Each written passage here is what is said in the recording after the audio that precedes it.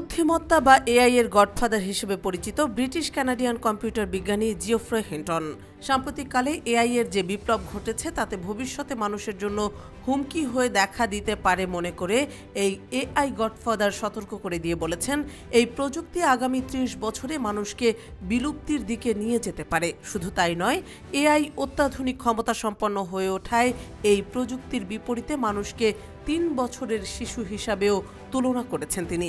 গত ৮ October royal Swedish academy of science জানায়, কৃত্রিম নিউরাল নেটওয়ার্ক সহ মেশিন লার্নিংয়ের মৌলিক আবিষ্কারের জন্য জিওফ্রে হিন্টন জন হোপফিল্ডকে এবছর পদার্থবিদ্যায় নোবেল পুরস্কার দেওয়া হয়েছে।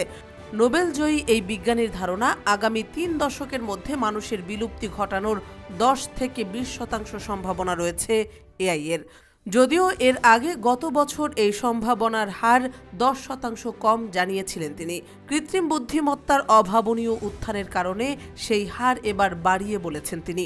ব্রিটিশ সংবাদ মাধ্যম বিবিসির রেডিও 4-এর এক অনুষ্ঠানে পূর্বের পূর্বাভাসের বিষয়ে তার চিন্তা ভাবনায় পরিবর্তন এসেছে কিনা জানতে চাইলে হিন্টন বলেন, তেমন নয়, তবে এটি ১০ থেকে ২০%। কৃত্রিম বুদ্ধিমত্তায় প্রতিকূলতা বেড়েছে কিনা জানতে চাইলে তিনি বলেন, যদি কিছু ঘটে, আপনি দেখেন আমাদের আগে কখনো মানুষের চেয়ে বেশি বুদ্ধিমান বিষয়কে মোকাবিলা করতে হয়নি।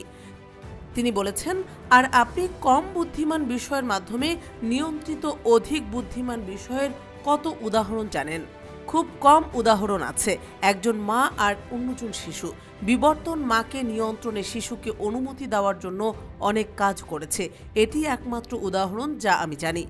কানাডার টরন্টো বিশ্ববিদ্যালয়ের ইমেরিটাস প্রফেসর হিসেবে দায়িত্ব পালন করছেন এই কম্পিউটার বিজ্ঞানী। তিনি উন্নত এআই সিস্টেমের সঙ্গে তুলনা করার সময় মানুষকে শিশু হিসাবে বর্ণনা করে বলেন, আমি এটিকে এভাবে ভাবতে পছন্দ করি, নিজেকে এবং একটি ৩ বছর বয়সী শিশুকে কল্পনা করুন, আমরা ৩ বছর বয়সী হব।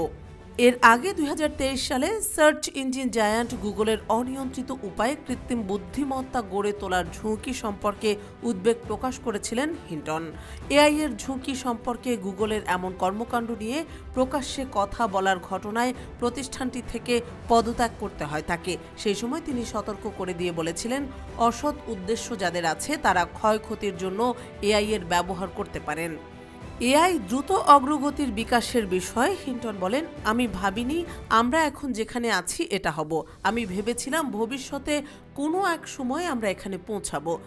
তিনি উদ্বেগ প্রকাশ করে বলেছেন, এই খাতের বিশেষজ্ঞরা বর্তমানে ভবিষ্যৎবাণী করেছেন যে আগামী ২০ বছরে মানুষের চেয়ে অত্যাধিক স্মার্ট হয়ে উঠতে পারে এআই সিস্টেমগুলো।